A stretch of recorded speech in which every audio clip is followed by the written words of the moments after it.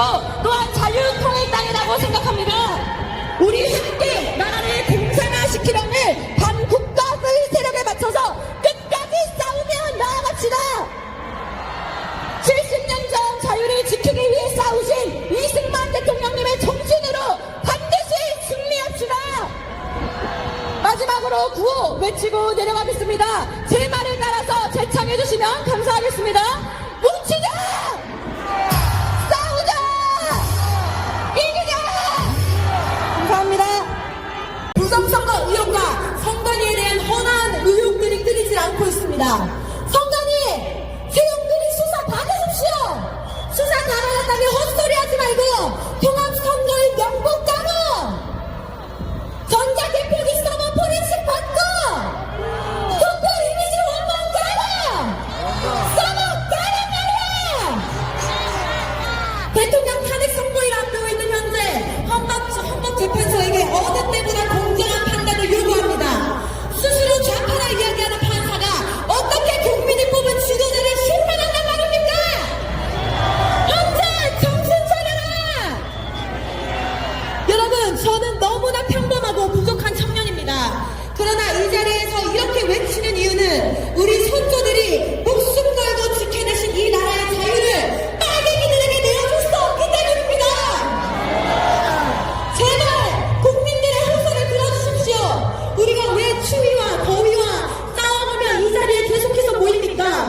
우리는 대한민국의 다음 세대를 공산주의와 간첩, 마약, PC주의에서 지켜낼 것이며 공산체제 안에 죽어가는 북한 백성들을 가만 보고 있을 수 없습니다. 여러분, 이 정성 없는 체제 전쟁에서 반드시 승리합시다.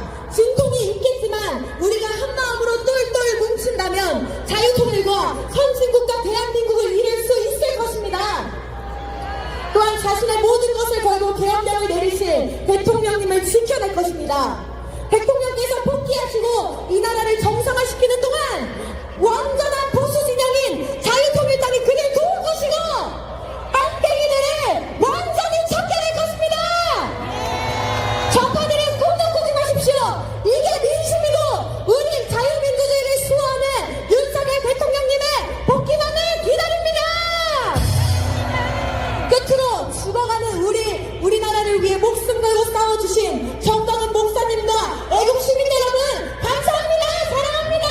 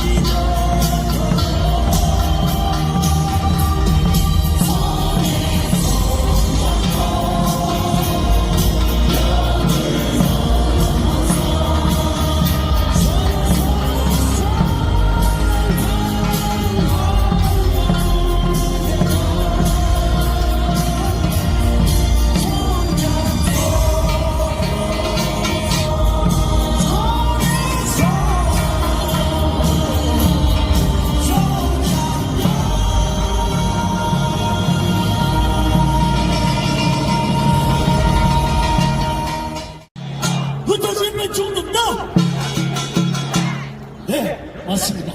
자, 이번에 제가 부를 노래는 손혜선 작가인데 그 이전에 전 미국을 비롯하여 전 세계가 지금 대한민국을 주목하고 있습니다. 왠지 아세요? 이 Stop the Steal of the State인데 이 탄핵무효 통해서 우리 대한민국에 보여준 100만, 200만, 300만, 1000만에 모여도 흐트러지지 않고 그 성숙된 모습, 수준 높은 그 시위, 그걸 보고 이 사람들이 감탄하고 대한민국은 반드시 윤석열 대통령은 돌아오셔서 반드시 진보 복귀하고 우리 대한민국 청년들을 위하여 공정과 상식과 희망과 정말 꿈을 이룰 수 있는 그런 나라를 만들어 주실 거라는 것을 외국 사람들도 알아요. 이러면 끝난 거 아닙니까? 그렇죠? 조금 있으면 이제 우리의 영웅 대통령 석방하시죠? 제2의 건국 대통령 누구죠?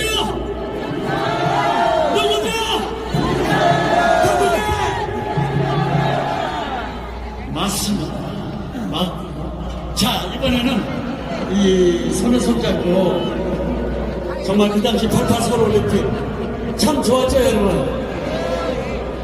동, 서, 경상도, 전라도 우리 모두 다 손에 손을 잡고 한마음 한뜻으로 우리가 정말 평화를 이루지 않았습니까? 전세계 4위를 이뤘습니다.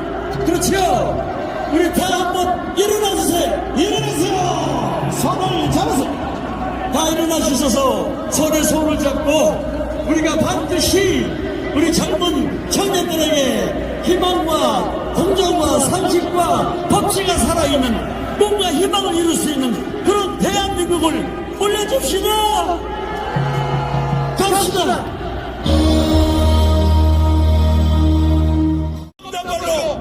정부의 기능을 마비하는데 대통령이 있다고 진부했다면 그것이야말로 다 직무유기 탄핵입니다. 특히 나라를 바로잡겠다는 비상조치가 내란이 말입니까 여러분? 더구나 2,500만 북한 목표를 바라보는 김정은의 3대 독재 나라를 떠받드는 경고세에 이해하는 것일 겁니다. 한전들이 꾸러꾸란 한전 타옥입니다. 정치 권력의 정점인 대통령이 뭐를 지어주십니까 여러분? 1, 2, 3 유상개혁을 불러드리겠습니다. 헌법상 대통령의 고유권은 모두의 통치 행위입니다. 우리가 북한도 하겠습니다. 법률에 너무 많이 보고 있어요. 애단지에 수사권이 없는 공수처의 불법 체포 방금이 국헌문란暴動입니다. 애국은 행동입니다. 성명서로 오는 방법도 있고 기자회견으로 하는 방법도 있고 집회 시위 방법도 있는데 고발이 명령이에요. 어떤 놈은 그냥 고발을 해야 돼. 여기 부산에서도 오셨는데 뭐 서울까지 올라가서 고발 접촉 할 거 없어요. 부산지방그 경찰청이나 검찰청에 급성은 소입니다. 어떤 전자는 이날 때까지 별로만 하는 유선영만을 해 200만원, 100만원, 300만원, 500만원에서 정부가 발표합니다. 주로 집회시위 위반 공무원들을 너무 경찰하고 부닥치다 보니까 공무 집행 방해 등등입니다. 여러분 12.3 비상계엄 이후 청년들이 정말 많이 일어났습니다. 대학생들도 많이 일어났습니다. 저와 비슷한 또래이지만 청년들 정말 멋지고 자랑스럽지 않습니까? 청년들이 국회에서, 광화문에서, 서울역에서, 헌법재판소에서 대통령 탄핵을 반대한다 목 놓아 말하고 있습니다. 나 하나 잘 살자고 아등바등했던 청년들이 이제는 여기 계신 부모님 세대들처럼 나 하나 못 살아도 이 나라를, 내 나라를 지키겠다 희생으로 이 결의를 가지고 있습니다. 저희들에 앞서서 그동안 나라를 지켜주신 부모님, 할머님, 할아버님 세대분들이 계셨기 때문에 저희가 있습니다. 청년의 한 명으로서 대표로 감사 말씀드립니다. 정말 감사합니다.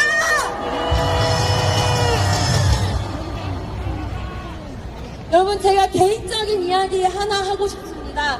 저는 기독교인입니다. 그래서 천부 인권을 믿습니다. 모든 인간은 신 앞에서 평등하다.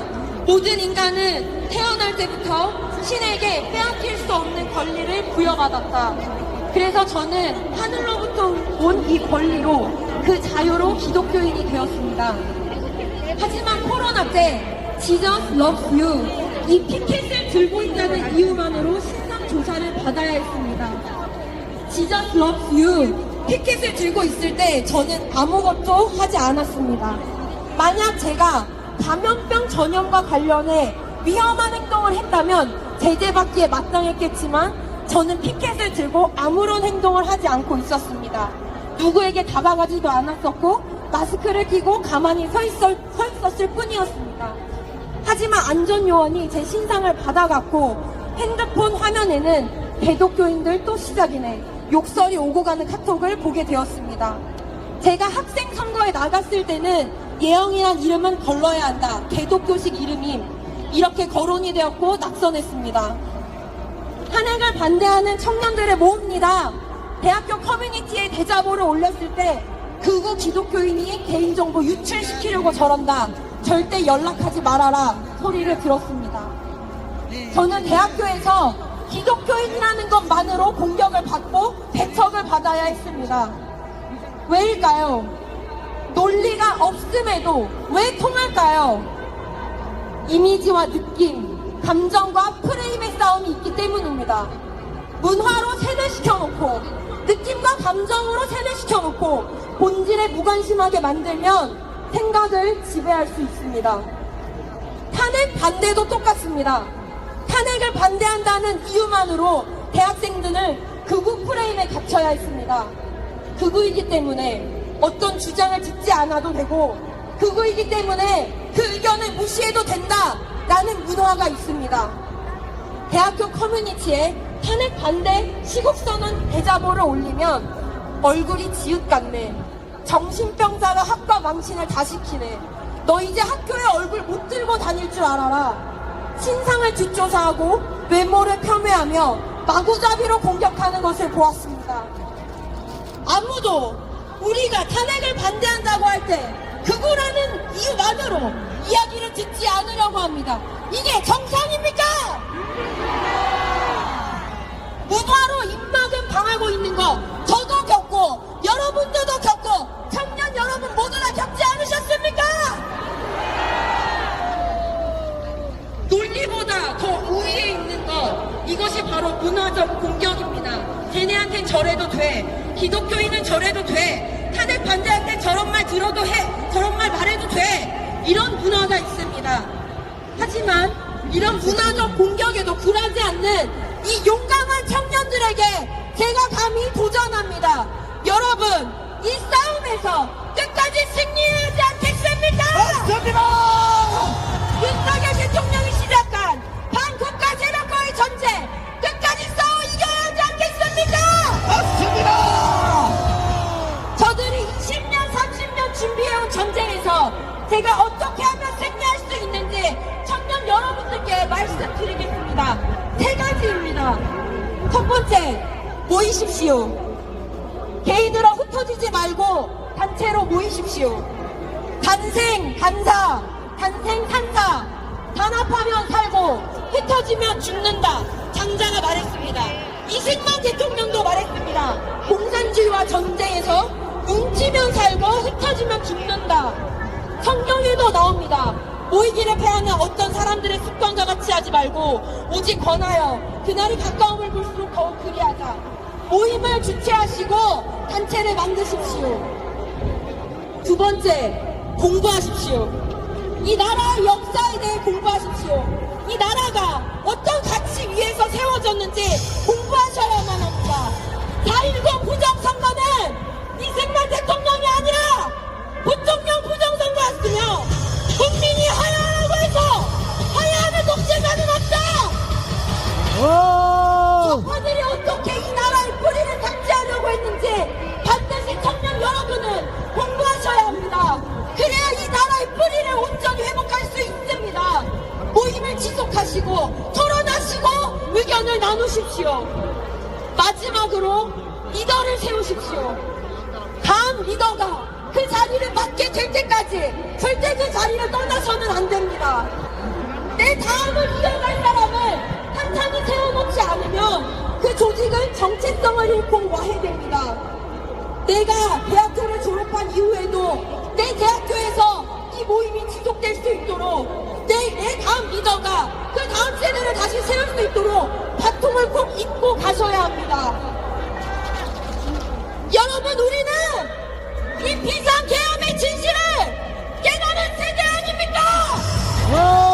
비상계엄은 반민주적인 내란이 아니야! 반민주적인 야당의 독재를 막기 위한 대통령의 결단이었으며 오히려 비상계엄을 내란이라고 선동하는 자들이 반국가 세력이며 사법부와 언론, 시민단체까지 이미 반대한민국 사상에 선동되었다는 사실을 알지 않습니까? 청년 여러분, 애국 시민 여러분, 저는 이 싸움 끝에 반드시 이런 나라가 올 것을 믿습니다.